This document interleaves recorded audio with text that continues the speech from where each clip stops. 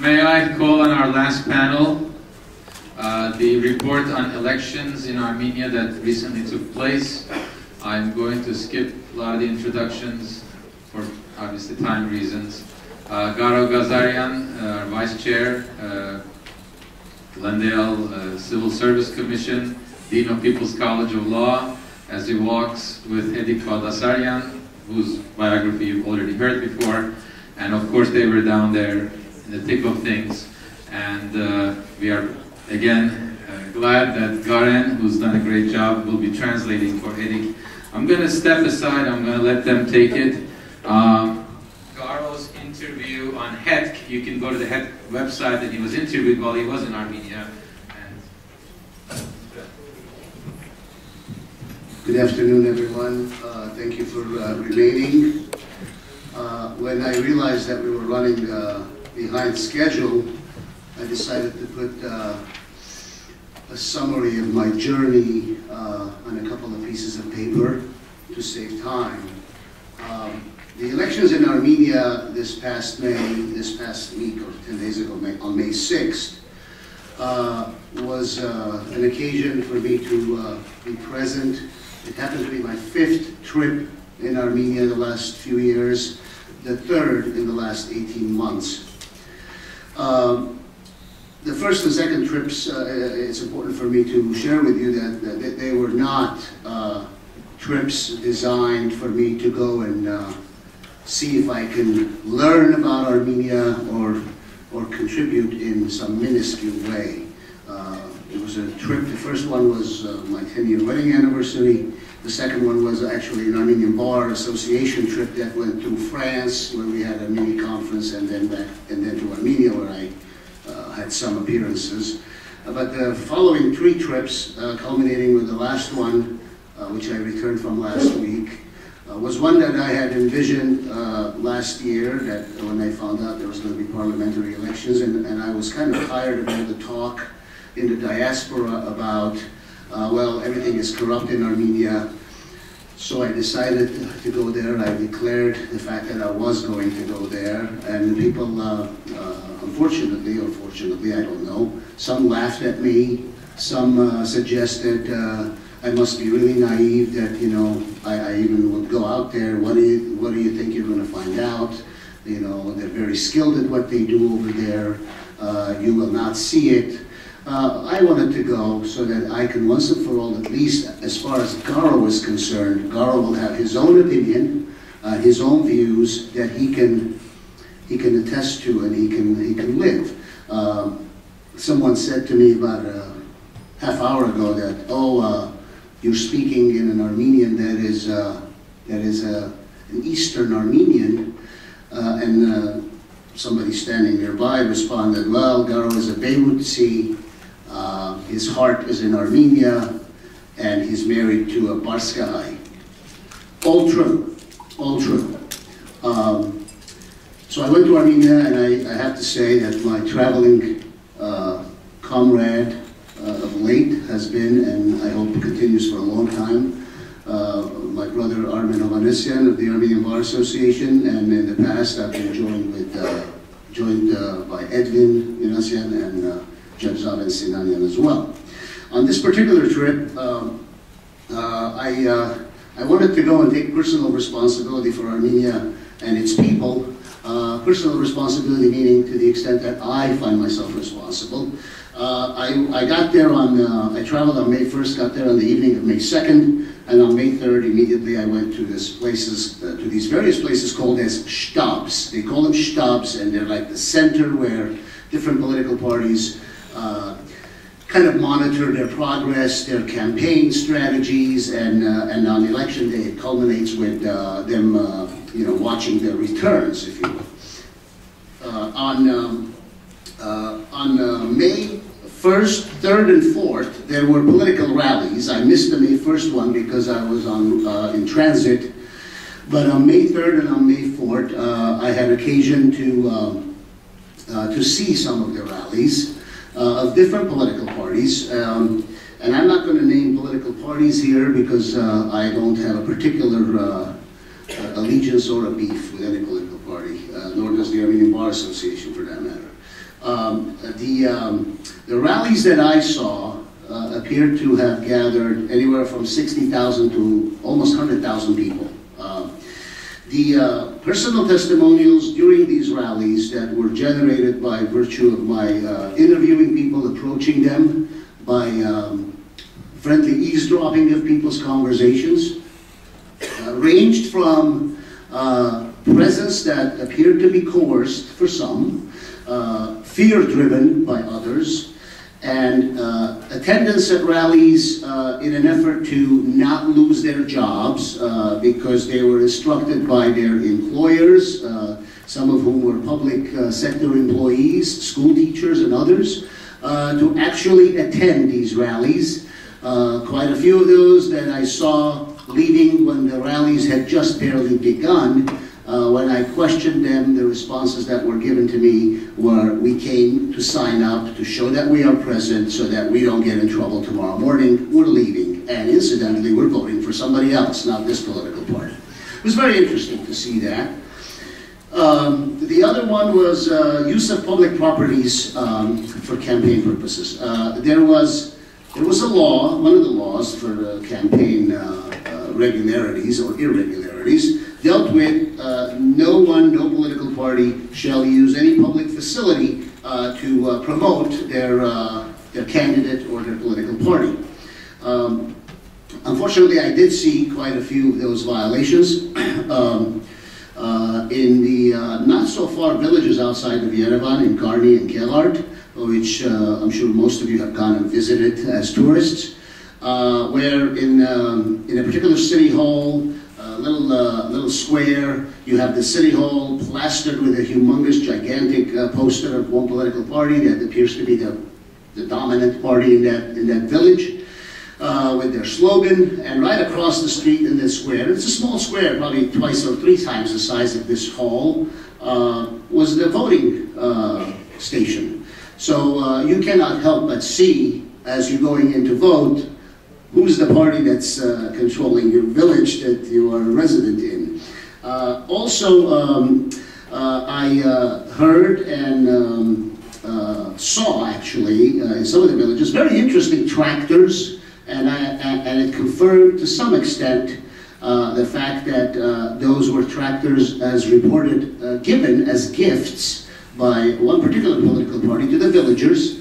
And you know, you don't have to be really an investigator or a skilled detective to take a look at the village and realize that it's a village that it literally brought me to tears, because people are living in mud in that village, and many such villages, by the way, that I visited.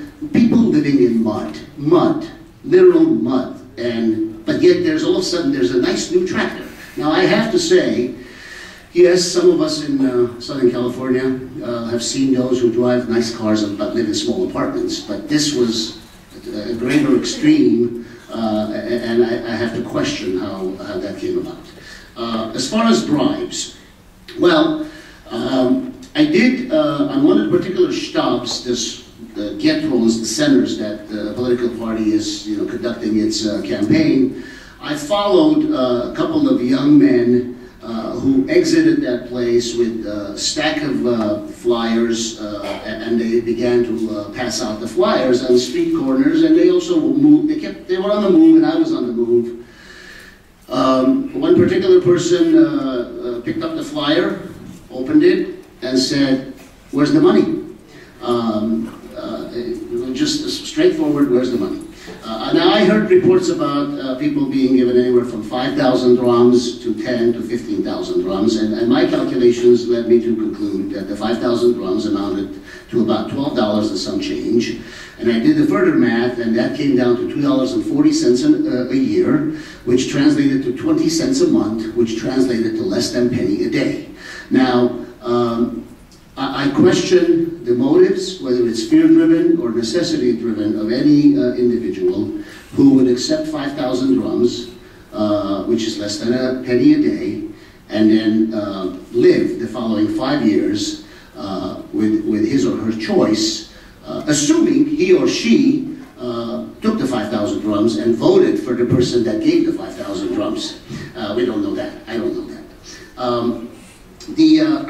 Also on May 4th, which was their last day to do campaigning, because the day after, May 5th, is the silent day, Lurutian Ore, where there's no campaigning that's supposed to take place. On May 4th, I attended, along with my brother Armenian Bar Association, the International Observers press conference, where at this press conference, different political party leaders would come and they would take the podium and give a report about what they had done thus far. Do they think there's any irregularities or campaign violations that are taking place, and to what extent, and things of that sort. I spoke to some of the observers from Europe. I asked if they were planning on being in any of the outlying towns and villages. Did not actually come across anyone that was going to be. One individual told me that they had gone and visited in the days preceding that May 4th gathering. I also interviewed somebody on May 4th at the Marriott Hotel Armenia lobby. A 29-year-old father of 2 children who was the president of the local precinct in a section of Yerevan where the voting is to take place. Now, the way this works is in each polling station, you have a collection of different people. Some are referred to as Vestahvats Ants, trusted person, and they're seated behind the table just like this, and then there's another person on the next table. This young man was the so-called president of that precinct, and when he was brought to me, he appeared severely beaten, and I knew that he had been beaten. I was told he had been beaten, so he had agreed to come and be interviewed by me, and I did interview him. He related to me that he was approached by 2 individuals of a particular political party who said, on Sunday, election day, our boys will come, they will do their thing, you will look the other way, and on Monday, life will be good for you. And he said, I don't know what you mean. And they said, well, what do you mean you don't know what I mean? And back and forth until they began to beat him, and he took off. Now, I promised him that I would not use his name. I'm not going to use his name, but very shortly thereafter, I saw his name already online because he had already told me that he had reported the fact to the police. And somehow, whether it's through investigative journalism or otherwise, his name is out there. For those of you who are interested, you can just put the relevant words and find him. Other than that, May 5th did come, a day of silence it was in terms of campaigns. However, I question what kind of a day of silence it was when all the government buildings still had the posters of these people saying, vote for me, we're the change, you're the change, and believe us so we'll change, and all this kind of, interesting language. I spent the day to go to Mashdod's Park that our panelists in the morning, did justice to as far as that cause. Armin had visited the park previously. On this occasion, both of us visited the park. We spoke to some of the activists. And then the big day came on May 6th, the election day. On the election day, for those of you who don't know, I was told that there was 131 seats that constitutes the Askayinjov, as it's called there, Parliament. And it was going to be made up of 90 seats that are divided among the political parties according to their percentage of votes received, and 41 seats that are individual mandates. The individual mandates are people that run against one another, but of course they also belong to various political parties, and there's a handful that don't belong to any particular political party. I went to my first location. I did not see any irregularities that stood out, except to say that I found the security, not only in that location, in every location, extremely lacking. And what do I mean by that? I walked in, I didn't present anybody with any credentials. I went all the way in. I went past the Vistahvadsmart. I went past the second station. Now, by the way, the Vistahvadsmart is somebody that you come to and they kind of look and they make sure you are who you are, a passport. And then they stamp your passport with this so-called disappearing ink that was the talk of the day. They stamp it with a passport. It is a different shape than the second stamp that you get after you cast your ballot. And they're supposed to be in different colors. And they're supposed to last anywhere from 24 to 30 hours. And they're supposed to disappear thereafter. Well, in one of the precincts, after I went through the villages, and in the villages, by the way, on May 6th, I went to the villages as well. I spent a lot of miles that day. I went to the villages. What I noted was a couple of troubling observations I saw. I would like to share with you. One was, for lack of a better word, there were a bunch of goons that were congregating, and it was suspect to me because they didn't seem to be doing anything, neither going, neither coming out. They're just outside. There were a couple of vehicles with no license plates. And so I asked my driver to drive us back a few hours later to that same precinct. The same people were still there. The same vehicles were still there. And I questioned if that was some kind of a tactic for people to be there or not. It just did not look right to me that at the entrance of a place, and interestingly enough, I exited the car, I went close by, Armin was with me, and I said to Armin, I said, let's purposely talk in English, and then of course we heard in Armenian, watch out for these guys, they may be observers, they start talking to each other in Armenian, and so I then assumed they're all by really trying to look tough and whatnot. Now, let me hurry up. I want to tell you briefly about the, if I could just have 5 minutes, I'll just wrap it up. Okay, you want me to stop? I don't want that. I don't want that. I interviewed an elderly woman who had come to the voting station after she had voted early in the day and had seen on television reports that of the disappearing ink. She had come back, she had looked at her passport and realized, oh my God, my ink has disappeared, and it's supposed to not disappear till tomorrow. Had come back, and she was being given the runaround. They were treating her with a great deal of disrespect. So we identified ourselves as Armenian Bar Association, lawyers from United States. We're here, we're just, taking a personal survey of what's going on. So they were also very, very careful, and they explained to us the process in best ways that they could. But when the lady left, because when they finally allowed her to write a written complaint, that's what she wanted to do. She wanted to write a written complaint. Of course, she was telling them, you're all corrupt, everything is corrupt, etc. I followed her out and I spoke with her, and I found out the story that she told me, that how she saw the ink had disappeared. She was encouraged to see that there were people, Armenians from the United States, who were there who actually cared about the process. So that was a good feeling to have at that moment. I then watched the returns on television, and one thing that stood out is that according to the television reports, there were over 1.5 million people that had voted at some point in time before the 8 o'clock closing time.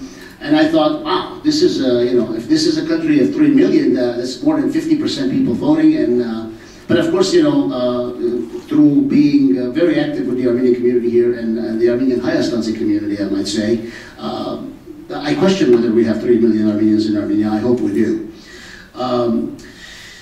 The last things that I'm going to say is I decided to take a couple of days off and went to Shushi and Stepanaker to observe the 20th year anniversary of the liberation. And I must say I felt liberated, I felt uplifted. The region has advanced, but can use a great deal more advancement. It was practically a different place than I last visited it in 2006. Thereafter, the last couple of days, I was in Yerevan.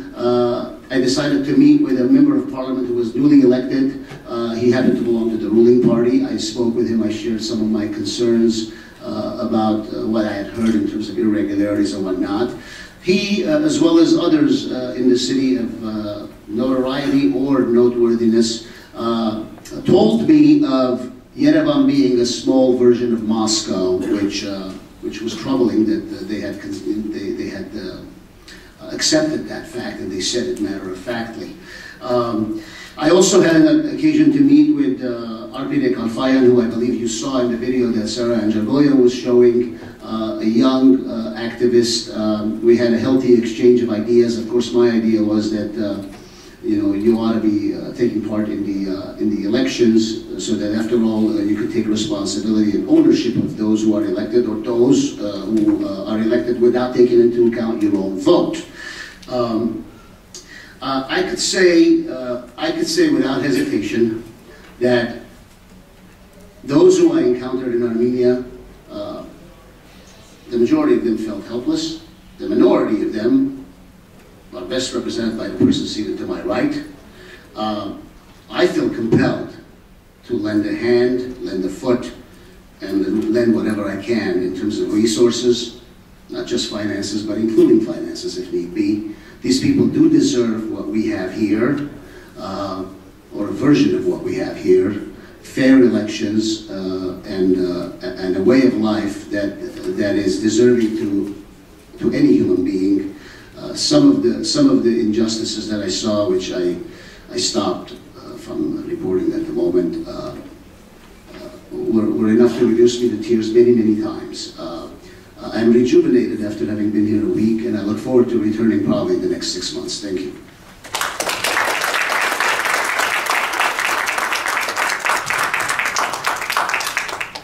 Շնորհակալություն, գրեթե ամեն ինչ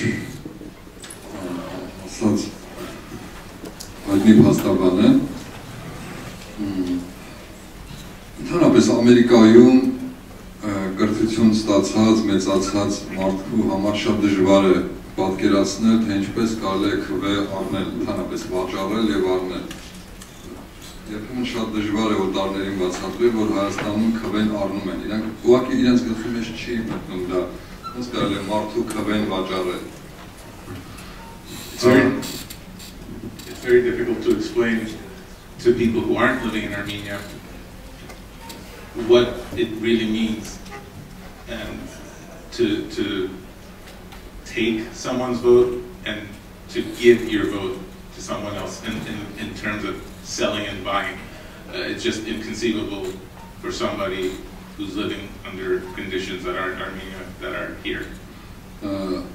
Ընտրելու իրավունքը հիմնարար իրավունքներից մեկն է մարդու, եւ Հայաստանում հաջողացրել են այս տարիների ընթացքում դա դնել վաճառքի։ The right to vote for someone, to elect someone, is a fundamental human right, and over the last few years, they've managed to make that a saleable item in Armenia.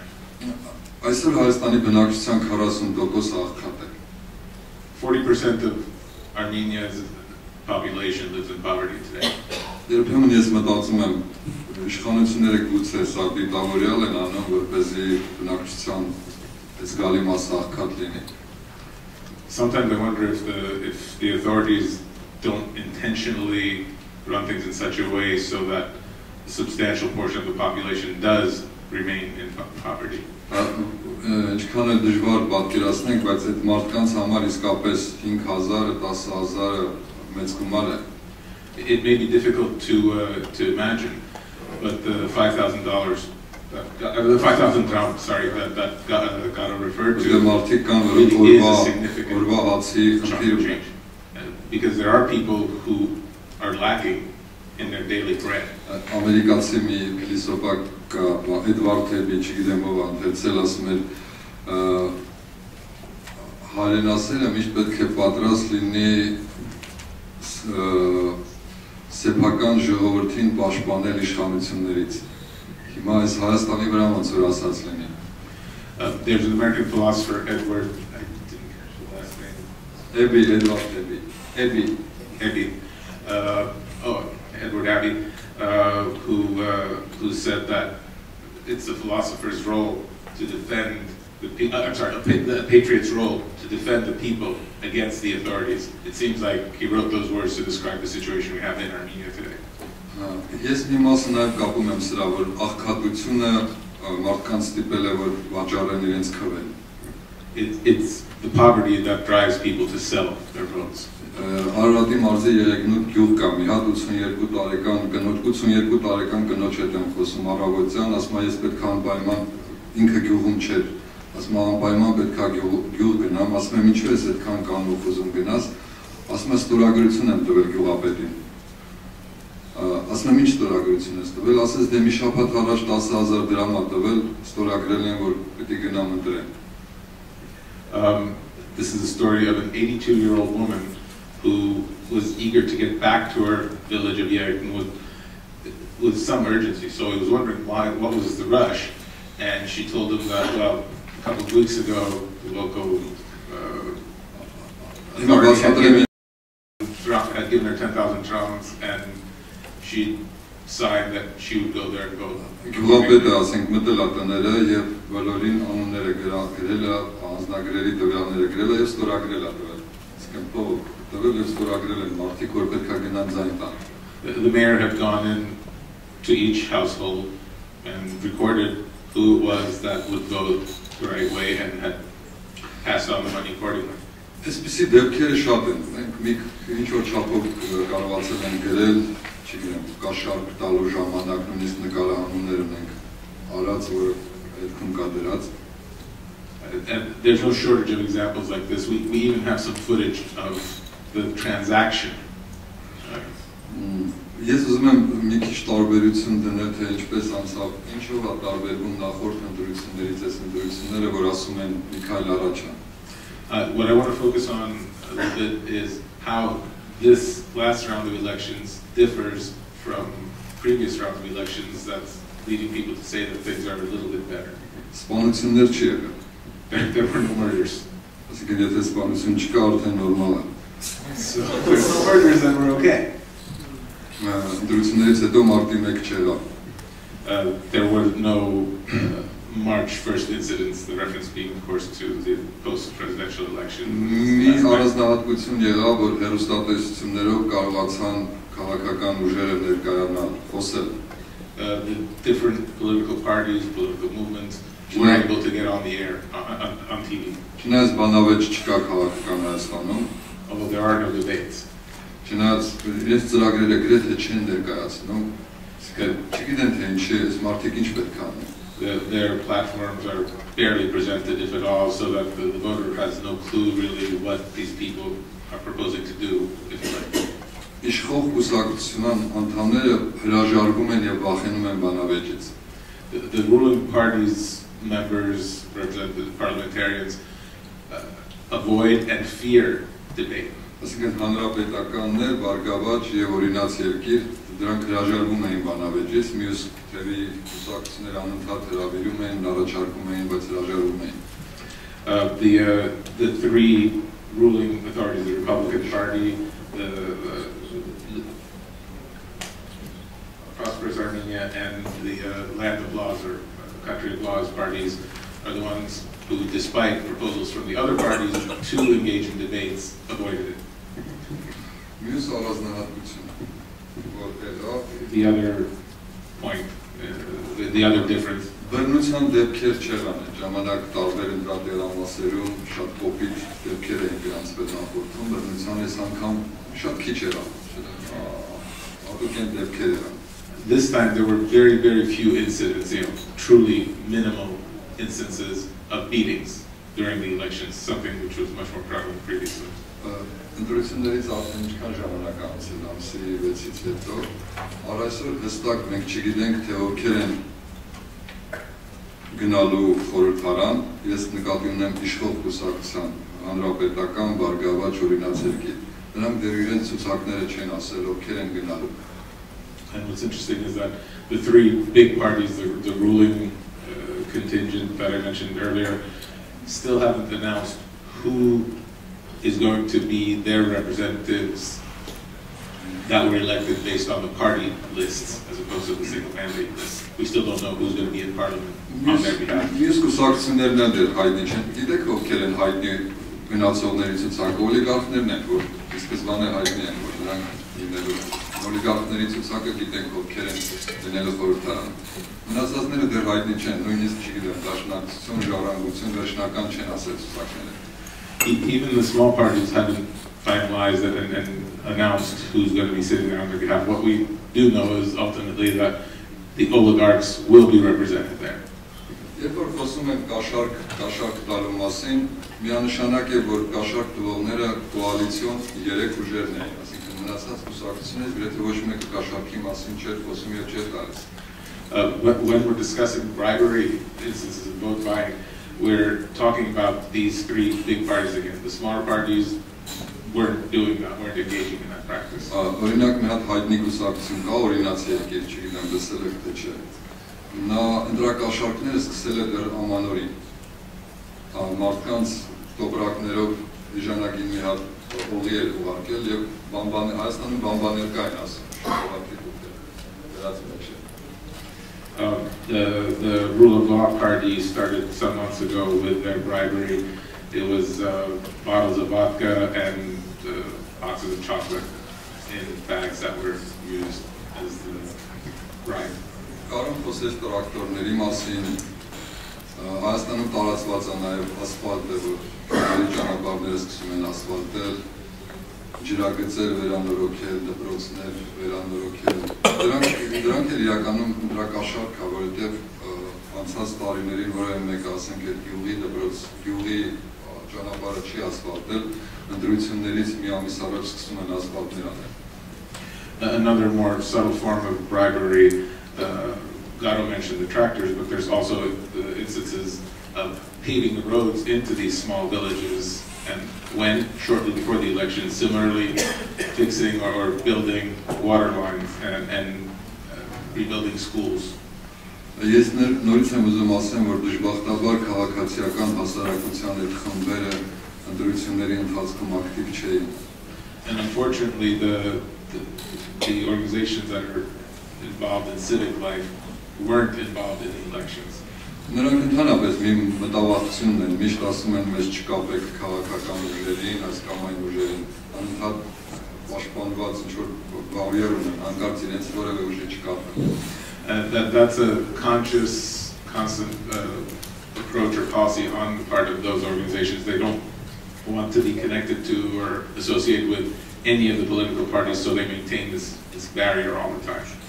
Այսինքն իրենք պայքարում են բնապահպանական խնդիրների համար, բռնությունների դեմ են պայքարում, բայց այս փուլում նրանք չկարողացան պայքարել հիմնարար այս իրավունքի համար։ They'll work on environmental issues or issues of violence, but they haven't been able to get engaged in this very fundamental right of voting.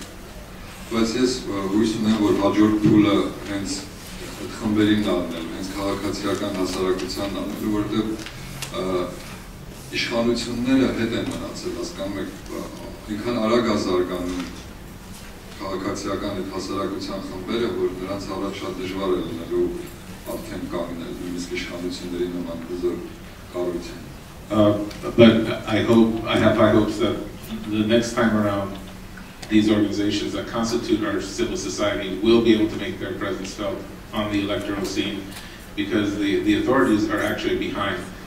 The civil society groups have gotten organized, have gotten large enough that even a force as strong as the government won't be able to obstruct their participation. Իշխանությունները օգտագործել են նաև բոլոր իրենց լծակները, իշխանական լծակները, չգիտեմ, բոլոր կառույցները գրեթե աշխատում են իրենց օգտին։ And the authorities use every means at their disposal, whatever government powers, levers of power they had, anything they could use that was at their disposal, they did. Գյուղապետարան, քաղաքապետարան, ոստիկանություն, չգիտեմ, դատարան, բոլորը աշխատում էին իշխանությունների համար։ Whether it was the police, the courts, the mayors of small villages and towns, anything they could utilize in this election, they did. Իշխանությունները մի առավելություն ունեն, նրանց ձեռքին է Հայաստանից արտագաղթած մարդկանց ցուցակները, որը շատ մեծ թիվ է կազմում, այնպես խոսվում էր մոտ 650,000 ընտրողի մասին, եւ այդ ցուցակները իրենք ունեին։ One of the big advantages that the authorities have is that they know who's left the country. There was talk of about 650,000 such names. So they could use those lists. Եվ ես միշտ ասում եմ, որ նրանց հիմնական բանը օգտագործելի բանը հենց այդ ցուցակներն են, որ կարողացել են օգտագործել. And I've always argued that the biggest advantage they've had that they've been able to utilize is just those lists of people who've expatriated and emigrated. Ընդհանրապես, ընտրակերտիկներ կատարելն են կատարելագործել, ամեն տարի, ամեն անգամ ավելի նոր բաներ են սովորում, և մինչև պարզում ես արդեն ընտրություններ անցած են. And they keep honing their expertise at election fraud. By the time you catch on to one thing, they come up with yet another means of... Այսինքն կոպիտ չլինի, գիտեն, որ դիտորդներ կան, շատ կոպիտ չեն անում, բայց իրանք գիտեն, որ արդեն ամեն ինչ պարզ է. Ընդհանրապես, ընտրություններից առաջ մի հատ գելապ կա, հայտնի գելապ անունով, բայց այդ գելապի հետ կապ չունի։ Չոր ընկերություն արդեն ուսումնասիրություն էր կատարել և արդյունքները գրեթե նույն արդյունքները ասել է, որ սենց պետք է լինի։ There's the Gallup polls that predicted that these would be the election results, and everybody knows in advance really what's going to happen.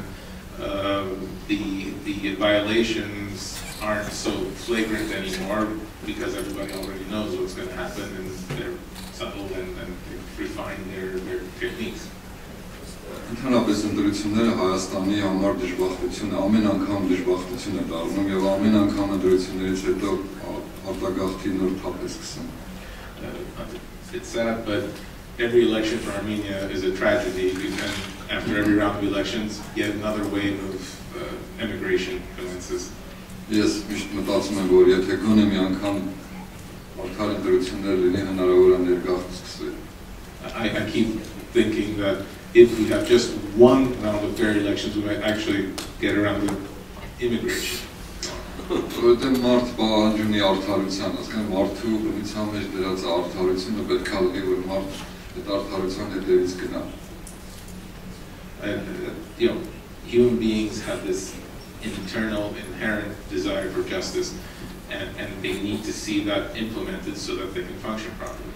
Դժբախտաբար Հայաստանի էլիտան այդպես էլ չհասկացավ, որ ինքը շանս ունի Հայաստանը զարգացնելու, Հայաստանը երկիր դարձնելու։ It's unfortunate that the elites in Armenia didn't appreciate that they had the opportunity to really develop Armenia, to have grow.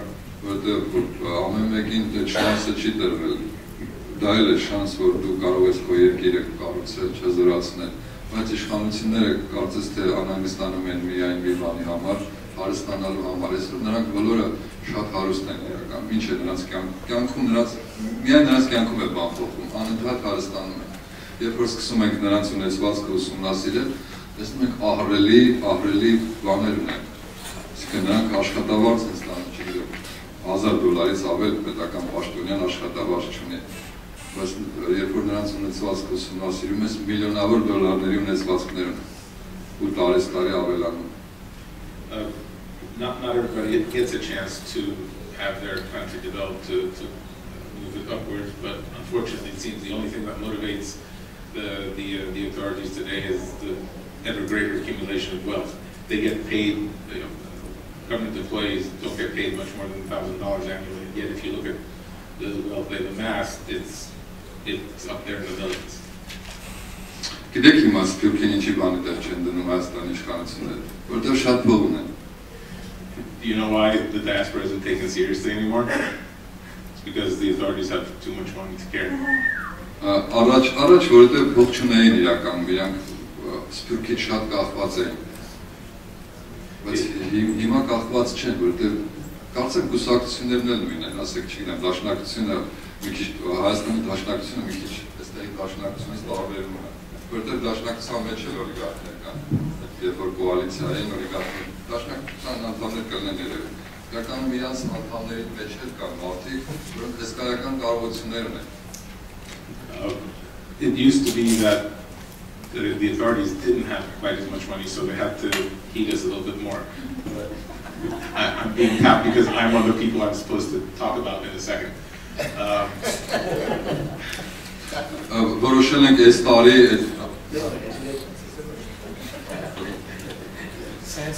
I'm sorry. Apologize.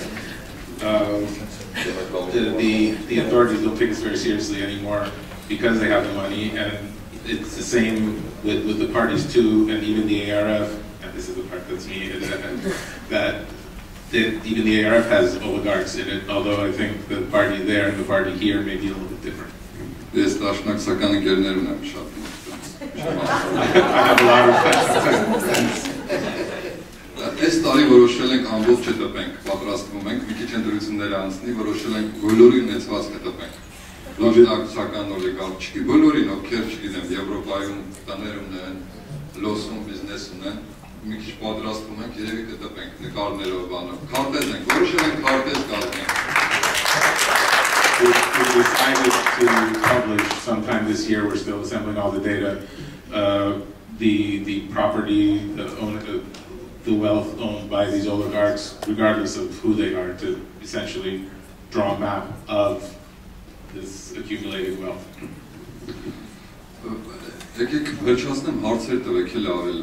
I prefer to wrap it up and let you answer questions. I think that's better.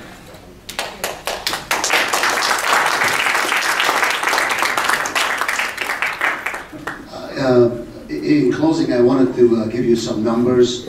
The ruling party, according to reports, was the recipient of 45+ percentages of the vote. The prosperous Armenia party was somewhere in the neighborhood of 30% or so. The party that came in third, according to my study, was a coalition made up of 18 political parties, and it was under the leadership of the first president of Armenia, Baghdasaryan, the Armenian Congress. That party needed to garner 7 percentage points of the vote to be able to get into parliament. And up until minutes before the 8 o'clock closing, the numbers were 6% plus. And finally, by early morning hours, about 4:30, when I was still watching, they barely made it into the 7.1%, 7.09, almost 7.1%. It looked curious that, for example, the ARF, which is a 120-year-old party, needed to garner 5% of the vote and garnered 5+ percentage points, but not much more. It appeared, and that was the public sentiment. I have no way of giving you accurate reports as to that, but the public sentiment in the city was that they took from ARF, they took from Ghazarian, they took from this, they took from that, but they somehow let all the parties that were of any relevance get in, but barely get in, so that if you put all the parties together, they would still not be able to oppose the ruling party. It just would not work that way. And it's just interesting, brilliant as far as I was concerned. Let me just say that I want to thank Christina Ghazarian. If those of you who are interested to see the report, the interview, Ghazarian, Christina? Ghazarian, she interviewed me, and it's on Hetq.am. You can go see what I said in the heat of the moment, if you care to. I also spoke to a couple of other television reporters who kept trying to bring me into the fold of, oh, you represented Michael Jackson's doctor, and I kept trying to bring me back to why I was there in Armenia. Yeah, it was interesting. I want to say in closing, you know, the word enabler comes to mind to me as I returned home. I asked myself, am I an enabler, or am I a facilitator, or am I a supporter of what's going on over there? And what's going on over there, we're not talking about the positive, you know. The Consul General of the Republic of Armenia is a friend of mine, and he gets upset when we talk about what is perceived to be the negative. But I learned from my mistakes in life, and I dare think that a country that's 20 years old does make mistakes. Its people make mistakes. Its rulers make mistakes. And if we don't talk about the mistakes, we're gonna repeat those mistakes. And we in the diaspora, if we just continue to support Armenia because it just happens to be our motherland, without having a critical view, supportive yet critical, we are no more than just enablers. I would say that in the 20 years that I've been part of the organization, from 1992 to 2012, I think under the leadership of Edwin and prior to that Sonia, I think we've made great strides, but we have ways to go. And I leave you with the following. 3 million people in Armenia, according to reports, 7 million outside of Armenia, according to Hetq Sasunia. Well, what does that tell me? That tells me that my 5-year-old, who goes to an Armenian school, is still at home, responds to me in English, and I respond back in Armenian, she responds back in English. I worry about the 70% of Armenians that live outside of Armenia. And I worry about the exodus that continues. Post-elections, people were saying, oh, this is crazy, I just want to be getting out of here as fast as I can. And that's the common person in Yerevan's mindset, which is what Edik is alluding to. And I look at repatriation, there isn't any. I mean, I know one friend, Oshin Pirumia, who went to Armenia and is there, and what happened to him? He bought a piece of land and they took it away from him, and now he's in European courts. Hetq should not happen. Mashdod's Park should not happen. LGBT persecution should not happen. And election fraud should not happen. What are you, what are we going to do about it? Thank you. Thank you, Panel. Thank you. But let's, like Edik said, let's hear from you before we close. I would like to open it to questions and answers, and feel free to Edik or Garo. Yes, Sonia. Are there real international observers that you noticed that were there? Any from like any of the, like Jimmy Carter and his group go to different countries to watch the elections, etc. Were there specific organizations that you noticed there? Կարծեմ այդ Ջիմի Քարտերի կազմակերպությունից չկան, բայց կային մոտ երկարից ավելի դիտորդներ կային Հայաստանում։ Բայց ես ասում եմ, այդ դիտորդներին ինչու է դիտորդների փոխարեն Bar Association-ի իրավաբանները չէին։ The Jimmy Carter's group specifically wasn't represented, but there were some 250 international observers. But I have to wonder of what use they are. Why weren't the Bar Association's attorneys there? Ընդհանրապես ես դեմ եմ, երբ որ դրսից պետք է գան եւ մեզ լսկեն։ Ես ասում եմ, մենք ընդհանրապես մենք պետք է անենք, որովհետեւ դրսի բոլոր երկրները իրենց շահերը ունեն։ Եվ երբ որ այդ դրանց բաները կարդում ես դեպությունները, տեսնում ես, որ նրանք նախորդ ոնց որ պատրաստ լինեին այդ հայտարարությունները անելու։ I've always been opposed to outsiders observing and telling us what to do. I think we should be doing that because other countries have their own interests, and when you read their reports, you get the sense that there's they were prepared in advance, that there's some hidden agenda in there as well. Որտեղ մենք իրականում երբեք չենք իմանում, թե վարագույրի հետևում ինչ են պայմանավորվում, ասենք, մեր երկրի իշխանությունները իրենց հետ.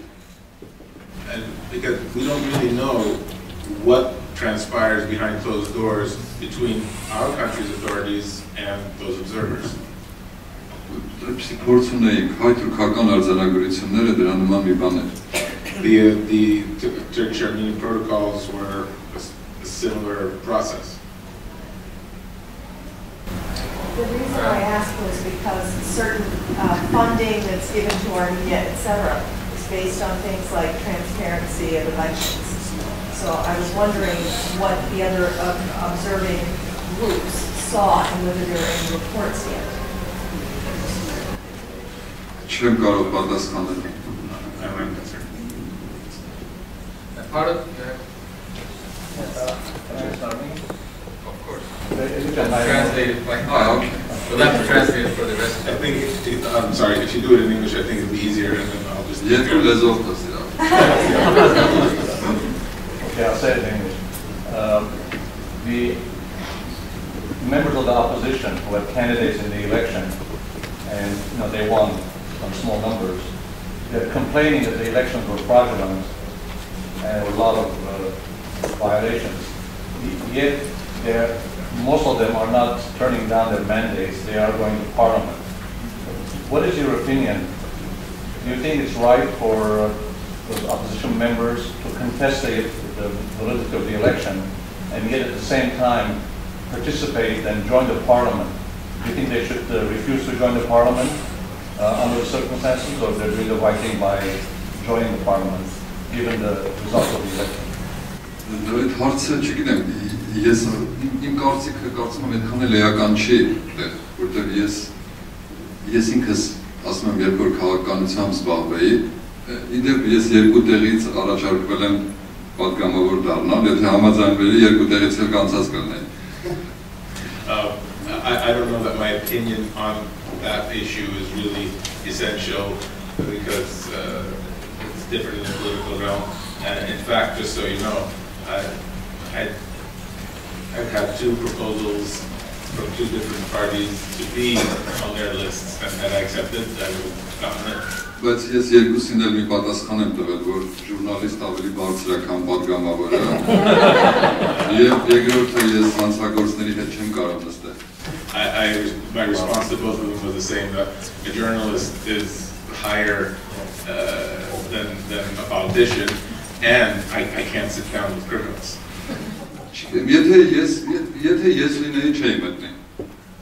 If it was me, I wouldn't take office.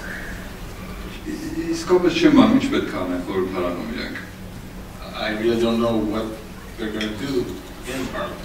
Չնայած ես որպես ժուրնալիստ օրինակ ժառանգությունում երկու պատգամավոր կար, որոնց հետ միշտ աշխատել ենք, Ստեփան Սաֆարյանն ու Անահիտ Բաշյանը։ Երբ որ մենք չէինք կարողանում արտիկլներով ինչ-որ բան բարձրացրել, խնդրում էինք իրանք խորհրդարանում բարձրացնում են։ Գոնե, ասենք ինձ համար կարևոր են, որ այդպիսի մարդիկ լինեն, բայց որպես ժուրնալիստ կարևոր են, որ ինչ-որ հարցեր կարող եմ իրանց միջոցով բարձրացնել, բայց դժբախտաբար դրանք երկուսն էլ չկան ժառանգությունում։ Although it's important to say that there were some things that we couldn't expose or bring out as journalists that we were able to put forth through the mouth of two members of the Heritage Party, Stefan Safarian and Anahit Bashyan, but at this point they're not in anyway.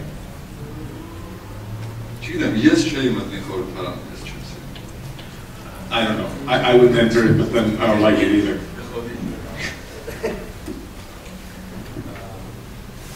Yes. Okay.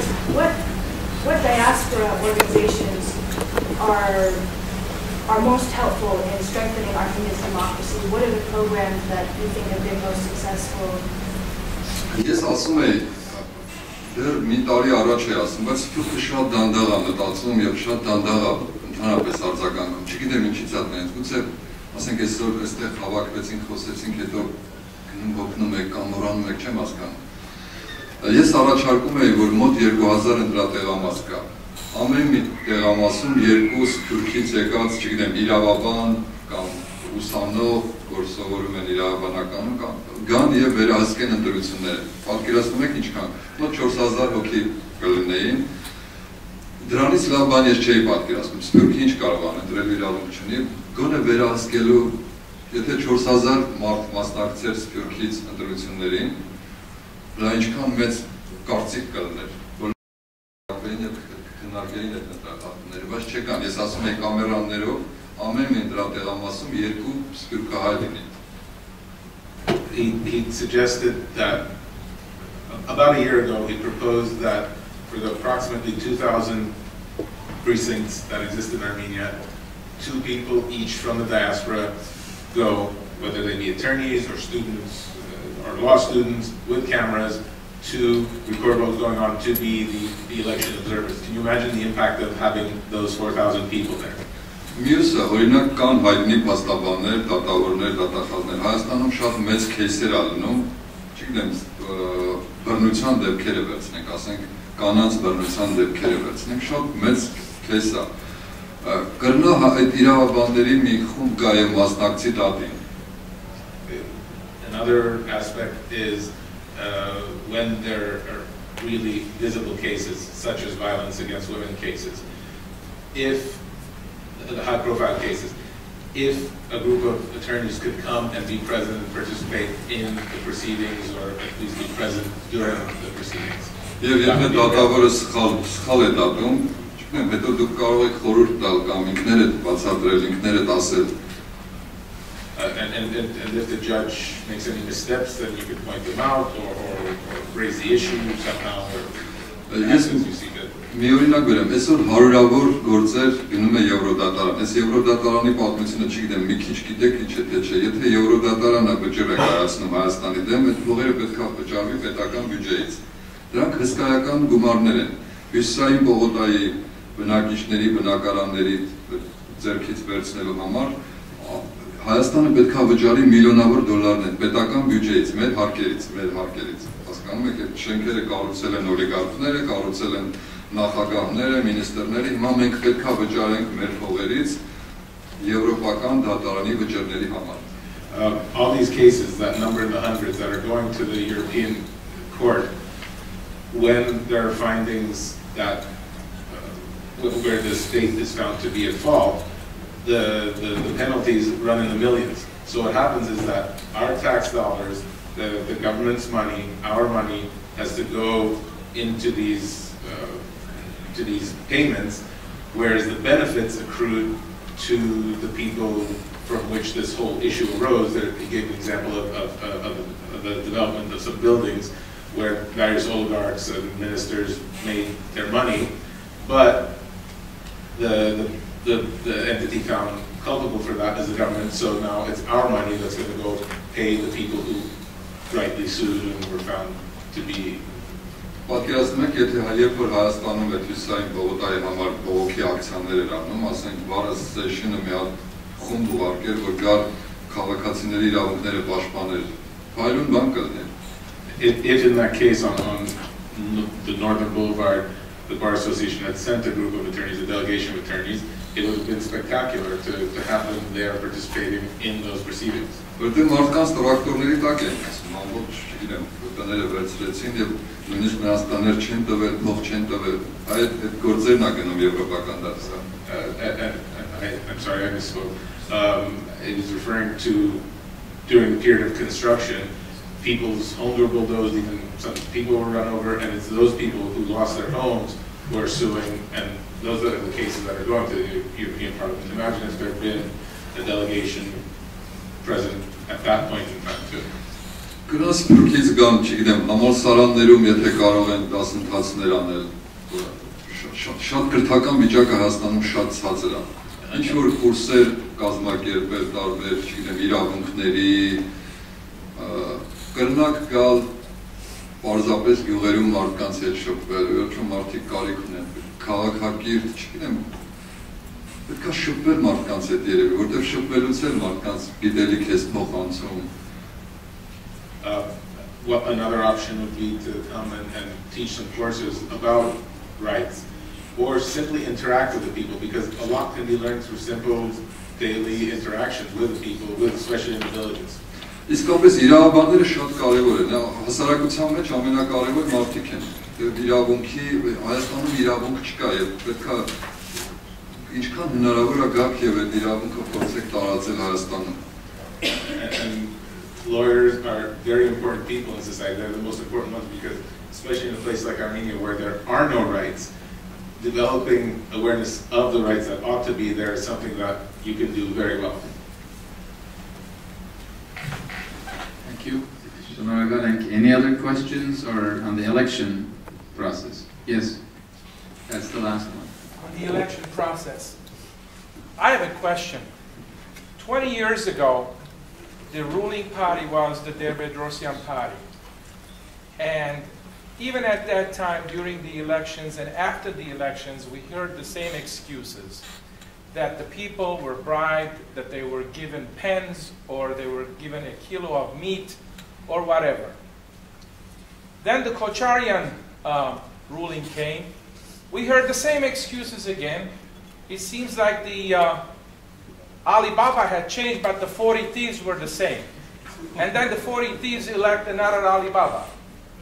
Now, during Sarkisian's regime, we hear the same excuse. My question to the panelists is the following. What is happening to the people? Are the people in Armenia really so easily bribable? Is their voice doesn't mean anything? When they go to the booth, I don't see anybody putting a gun on them. I don't see anything that is threatening their lives, he's saying that they need food. Well, if they need food, then whatever they do, if it becomes excusable, then God help us out.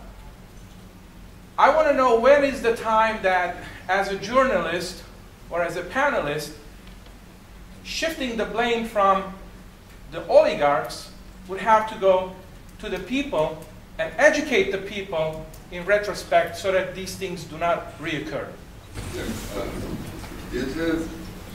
Hetqից մի քանի հոդված կարդայի կտեսնեք, որ դա մենք ամեն օր անում ենք։ If you were to read a few articles from Hetq, you'd see that we do that daily. Ամեն օր կրթության իրավունքի մասին գրեթե հոդվածներ ենք գրում։ Daily we're writing about the right to education. Գիտեք, այդքան էլ հեշտ չի մեր համար, որտեղ մի քիչ ձեր բանի մեջ մեղադրանքի տոն կար ձեր խոսքի մեջ, իսկապես այդքան էլ հեշտ չի։ Անցած ընտրություններին տեսակ թե պայքարը ինչի բերեց։ Մարդիկ պայքարում էին։ There was a hint of, there was an accusatory tone in what you were saying, and please understand that our role is not that simple either. You saw what happened in the last elections, a handful of years ago, when people struggled and fought. You saw what that led to. Եվ չեմ կարծում, որ դրակաշարքը այդքան մեծ դեր է խաղացել այս ընտրություններում։ And I don't think that vote buying played that big a role in this election. Մեծ դեր խաղացել են գեղեցիկները։ It was other fraudulent messing with voter rolls or messing with the actual ballots is probably more of what happened this time than the vote buying. Ես առավոտ ասեցի, պայքարողները շատ քիչ են, պայքարողները Հայաստանում քիչ են մնացել, անդադ դատարկվում է Հայաստան։ And as I said this morning, those who are willing to fight, those who are willing to struggle, to engage in this effort are small in number because a lot of them keep leaving the country. Ես իրականում մեղադրում եմ բանի արտագաղթողներին երկրի այս վիճակի համար։ Fundamentally, I blame those who are leaving the country for the shape that the country is in now. Որտեղ գնալը ամենահեշտ ճանապարհն է։ Because leaving is the easiest path, is the easiest route. Ես երբեմն ասում եմ, հայերը իրենց հայրենիքը չեն սիրում։ Sometimes I feel compelled to say that Armenians don't like their homeland. Հայերը գենետիկորեն փախչելու սովորություն ունեն։ Armenians have a genetic proclivity to run away. Հայերը իրենց երկրում օրենք չեն կատարում, ուրիշ երկրում կատարեն փայլուն։ Armenians will not follow the law in their own country, but they'll be exceptional citizens in other places. Ռուսաստանում հայեր կան, որոնք անասխոզեր են պահում, չգիտեմ, հավաքարարություն են անում, Հայաստանում նրանք չեն անում այդ գործը։ There's Armenians who go to Russia who get into hog rearing or street cleaning or being garbage men, but they won't do the same thing in Armenia. Ես էլ գիտեմ, որ ընդհանրապես բոլոր հարցերը պետք է պայքարի միջոցով լուծել։ Ես միշտ կողմնակից եմ պայքարի։ I've always been one to advocate struggle. I know that that's the way that it has to be. Չնայած իրականում ամբողջ կյանքը չես կարող պայքարել, հասկանում ես, հոգնում ես պայքարից։ Although, you can't struggle your whole life. You do get tired. Ես ասում եմ, մեր շարժիչները անդադ միացրած է եւ կարծում եմ, որ երկար ուղղակի չենք դիմանա։ Our motors are constantly running, and I don't know how long they'll last. Garo has his own perspective. 90 seconds.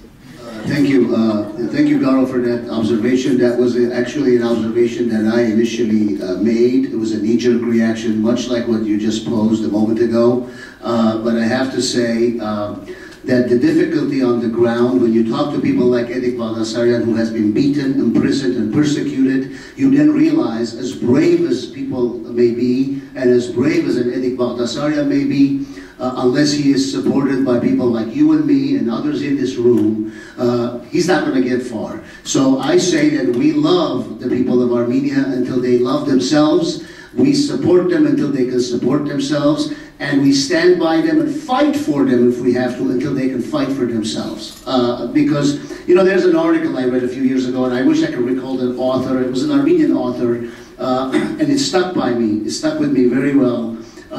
He or she, the author, said, I just returned to Los Angeles, and he was transported to like the year 2200, and he said, I came here and I was from China, and I was told that there was once a very active Armenian community here. I went and visited certain places, Glendale, Hollywood, and I saw some remnants of churches and whatnot, but there was no more Armenian community here. And I was told that now the new Armenian community lived the other side of the Pacific Ocean in some place called the United States of Japan or China or something else.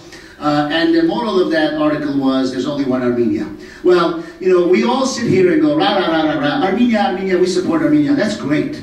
But unless each and every one of us who has the means and the ability to go there at least twice a year, if not more, it's a great sacrifice. But, you know, if you want to say I'm an Armenian, you bleed Armenian blood, you believe in the Yerakuin, I think you go to the land that is the land of the Yerakuin, and you look at Ararat and you talk about the other side of that river and getting it someday. Thank you. As I said, I think we had less people than I spoke in the morning. At the end of the day, the silent and the silenced have to have few brave people who speak for themselves. And as they speak, as they face threats, death, they will need support. And I think those who make it through will have a following, and slowly the silent and the silenced, through their spokesperson, will have a bigger say-so. And that's at least the history of the world, and we hope that Armenia is heading in that direction. And with that, I thank this panel, I thank all the panels today. I think we had a good day. It was a long day, tired day, but I hope you enjoyed your experience with the Armenian Bar Association, and I will end our Saturday. Of course, I will say that tonight, as you know, we have a banquet where we will be presenting one of those brave people who speak for the silent masses, Edik, sitting to my left, with someone who did the same thing, who spoke for Armenians who had not spoken for 80 years in Turkey, Hrant Dink, who paid for it with his life, but his legacy lives with all of us, and we will be giving Edik our own Hrant Dink Freedom of Speech Award that we had given to Hrant in 2006 in Philadelphia. It's at 7 o'clock is the cocktail, you know. If those who don't have transportation, we can probably meet and arrange for it at around 6:30, 6:45 in the lobby if you're staying in the hotel. They will also have Erik Garcetti join us as a, yes. Well, the address is 117 South Louise Street, South Louise Street in Glendale, 117.